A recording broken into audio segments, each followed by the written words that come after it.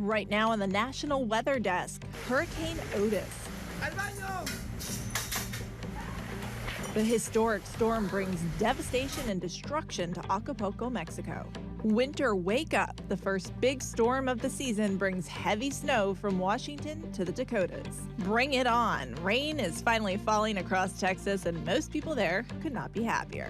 Usually people are sad, but this time everyone's jumping up and down. Meet the TikTokers behind the viral thunderstorm simulation pool posts. When you're lying in it, you genuinely feel like you are in a storm. Plus, a closer look at the different types of snow.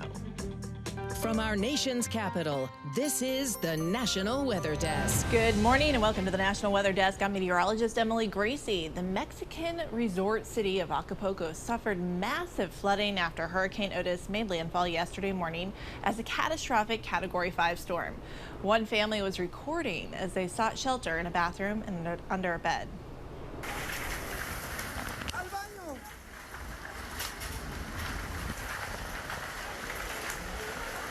¡Al baño! ¡Ande al baño!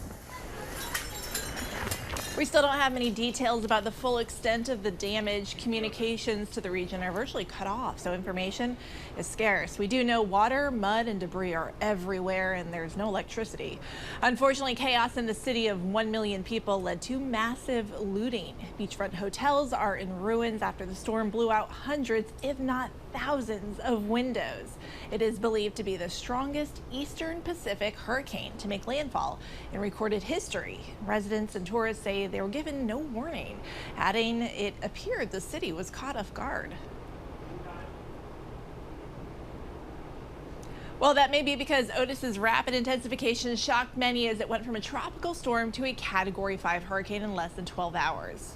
So what caused this drastic change in strength? Well, there were several factors. First, there was very little wind shear. Also, Otis was a fairly compact hurricane, and smaller storms do tend to pack a stronger punch. And finally, there was water temperature. That was very warm. Otis moved through a very warm patch of ocean that was roughly 88 degrees. And that warm water is fuel for hurricanes.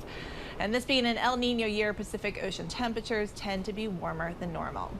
Well, the winter storm that brought the first snowfall of the season to Washington and western Montana is moving east. Winter storm warnings are posted through tomorrow morning for much of western Montana and North Dakota, where another 6 inches of snow could fall. Snow is already blanketing the state where snowfall is a common sight. Nearly a foot could be on the ground by the time the storm system moves out. Last year, the capital city of Bismarck received 101 inches, just 0.4 of an inch off from the all-time record. Other parts of the state could see ice accumulations from freezing rain.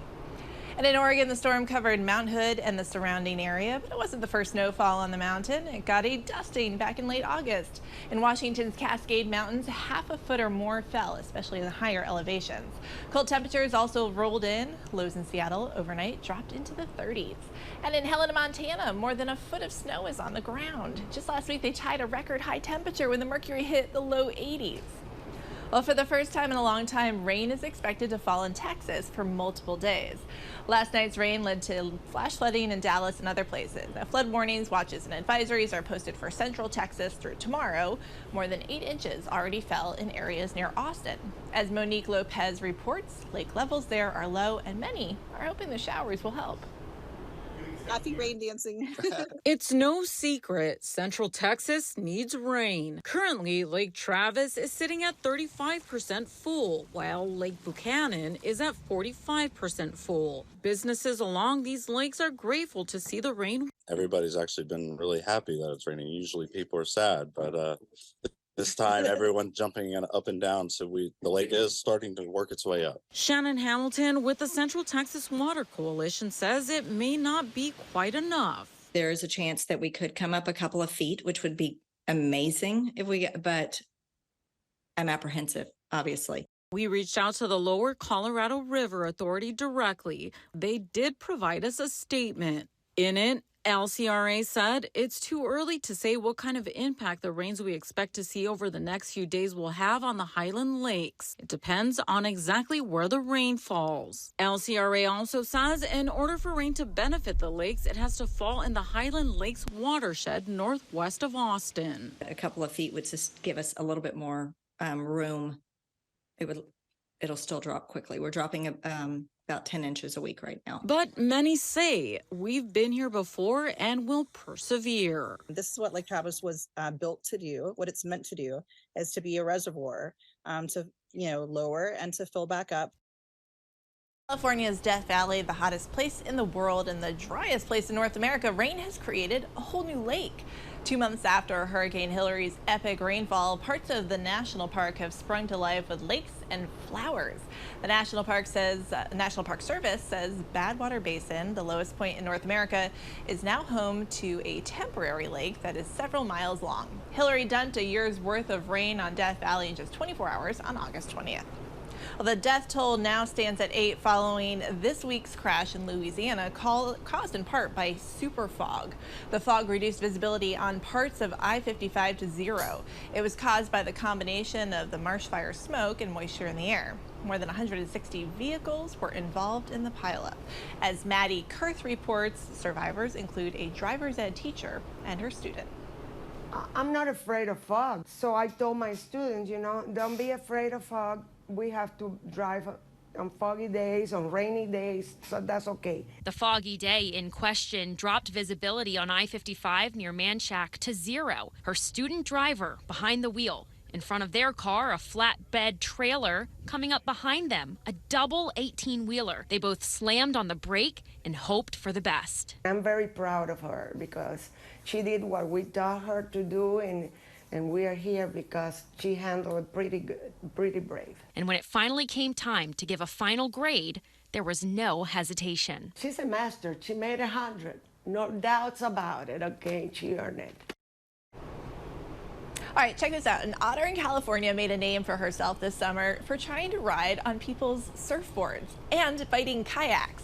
She then suddenly seemed to miraculously disappear, and now she's back, and she's not alone. Sophia Liceos has the story. It's been a while since we've heard from Santa Cruz's famous sea otter, 841. She made a big splash in the media over the summer for trying to ride on people's surfboards. That sparked an overnight sensation, even having hundreds of merchandise created in her honor for being so elusive. Turns out, there is a good reason why she's been out of the spotlight. Over the past few weeks, I'd actually noticed that she was getting noticeably bigger in her belly. In fact, a couple of weeks ago, I posted something online of a photo of her that showed her with a bit of extended tummy, and I said that I wonder if she's pregnant because she's getting awfully big. The famous Santa Cruz otter is now a mother. Once I realized it was her, I kind of let out a little shriek. It's like, wow! And then I felt myself actually starting to get a little emotional over it. It's kind of feel like a little proud papa. She was spotted Tuesday with a pup by Mark Woodward, a photographer who goes by Native Santa Cruz. Woodward says the Monterey Bay Aquarium called him after his first post went viral on Twitter in June with her on a surfboard. 5 years ago, her mother was captured by a rescue organization for doing the same thing right before she gave birth to 841. He says the reason why she might have been so outgoing this summer was because she was pregnant. Might be hereditary, and it might also just be caused by hormones getting out of whack by becoming pregnant. This isn't her first child. Otter 841 had another pup last year. The biggest thing Woodward wants to stress: just stay out of the water. Don't cause any problems that can endanger her or the baby. Well, climate is costing the world billions of dollars a year. According to the study in a journal called Nature, damage from global climate crisis is causing about $143 billion per year from 2000 until 2019. The scientists in the study said that a majority of the costs are due to human loss of life. The three worst years in order were 2008, 2003, and 2010, according to the report. Well, if you're looking for more great weather content, be sure to follow us on social media. You can find us on all the social media platforms. Just search the National Weather Desk. And coming up on the National Weather Desk, we'll have a look at where you can experience a full-fledged thunderstorm indoors.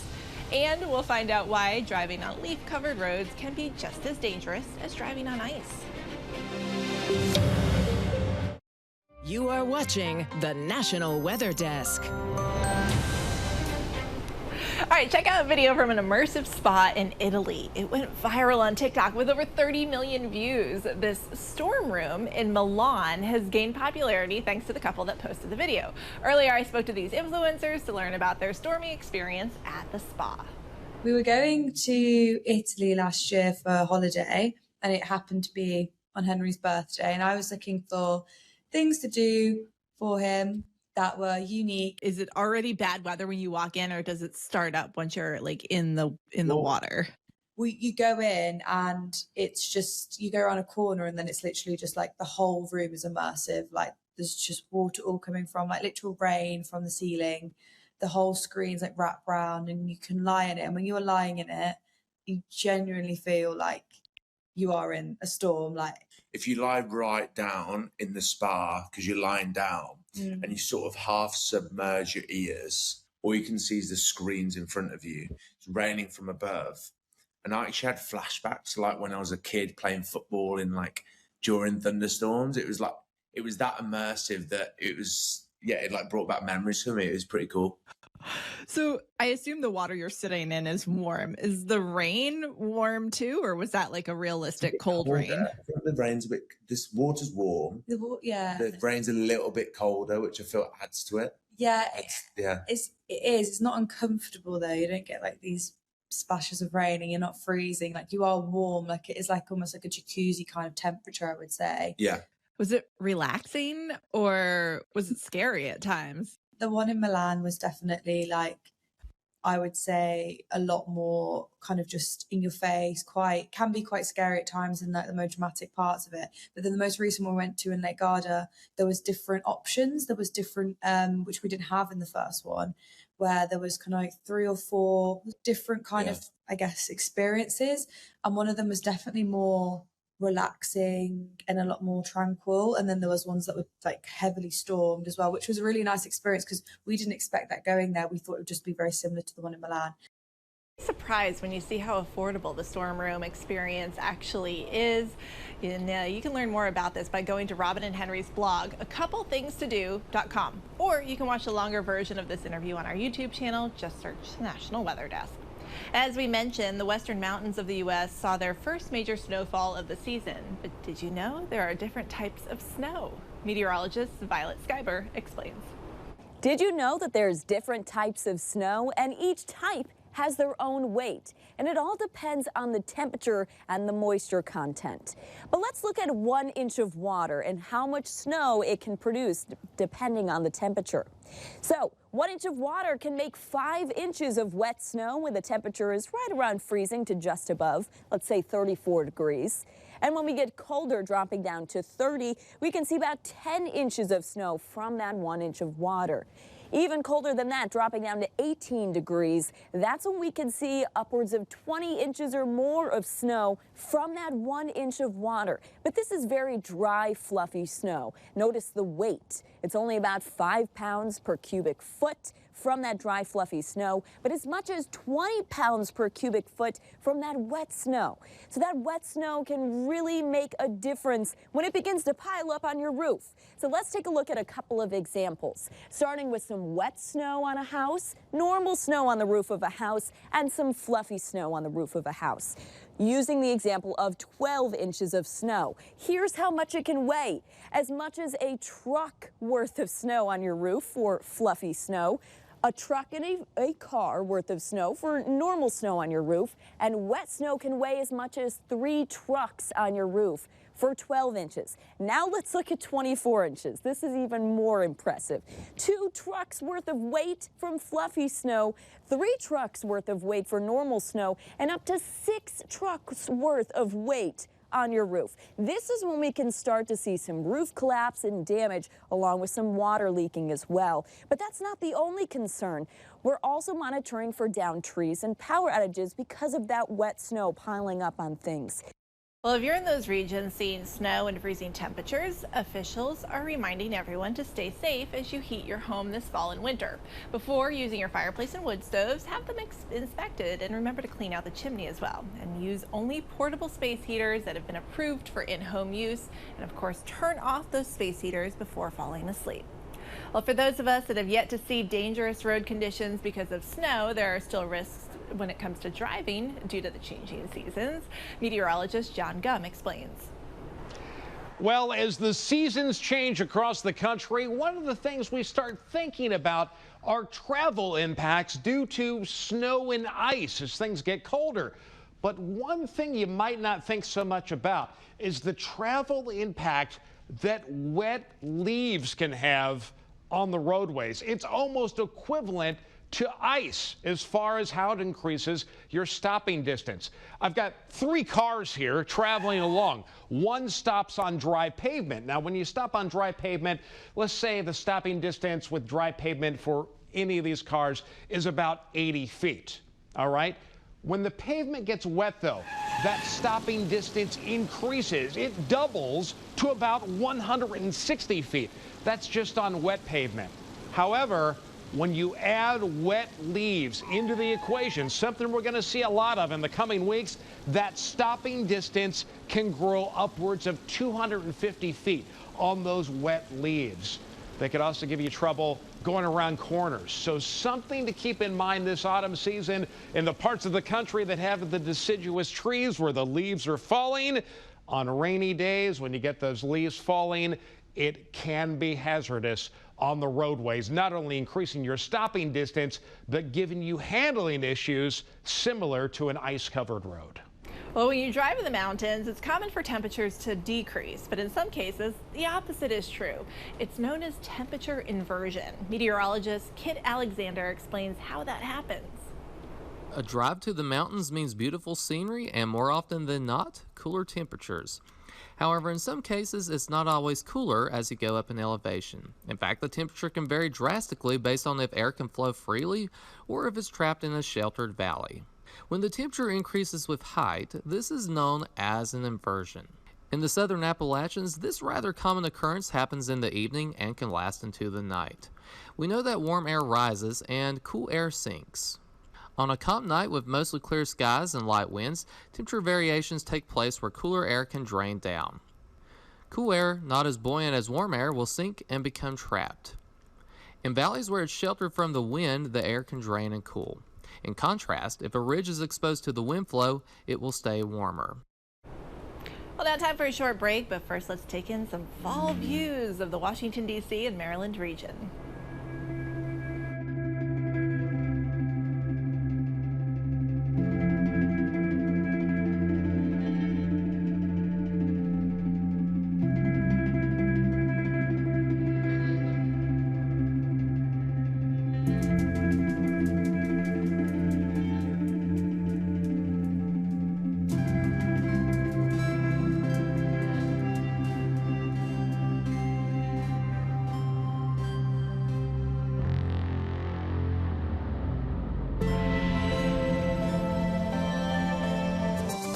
Weather Window, presented by the National Weather Desk.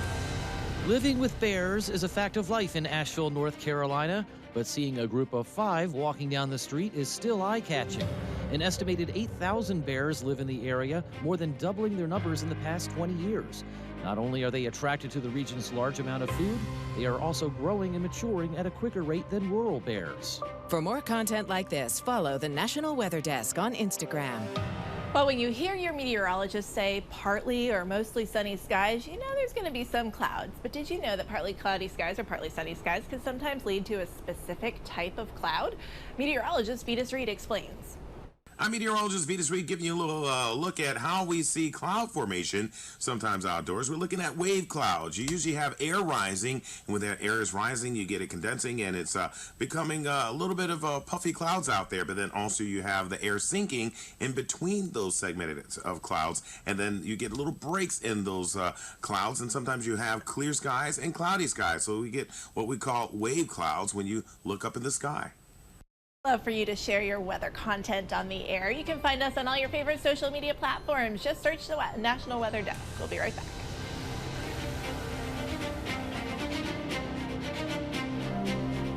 Thanks for joining us. Tomorrow on the National Weather Desk, we'll have a look at how fishermen in Wisconsin are working to reduce food waste.